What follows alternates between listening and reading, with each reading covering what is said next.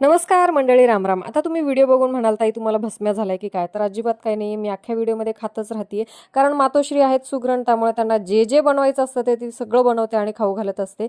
तर आता मक्याची बारी. जेवण झाल्यानंतर मस्तपैकी मका फ्राय करून घेतलेला आहे आणि कारभारानं आमच्या असलं काहीही आवडत नाही. त्यांना भाजी भाकरीच लागते. त्यामुळे त्यांना नेऊन दिलं तर त्यांनी साफ साफ नकार दिला की मी नाही खात ते तसलं, चरायचं काम तूच कर म्हणून. तर मग मी ते खाऊन घेतलं. नंतर पुन्हा बाबांनी मका आणला आणि आई आता पुन्हा त्याचे सगळे दाणे काढून ठेवणार आहे कणसाचे. आणि त्यानंतर पुन्हा संध्याकाळी मग हे कोथिंबीर वडी आणि पापड तळले.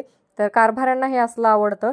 तर त्यांनी ते खाऊन घेतलं आणि नंतर बाबा जावयाचा थाट, जावयाचे लाड, त्यासाठी आईने हातावरच्या चपात्या, सपक वरण आणि भाजी बनवली होती पनीरची.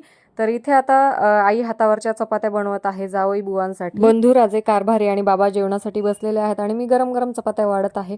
तुम्ही पण अशा खाल्ल्यात का चपात्या? ते कमेंटमध्ये नक्की सांगा. टाटा.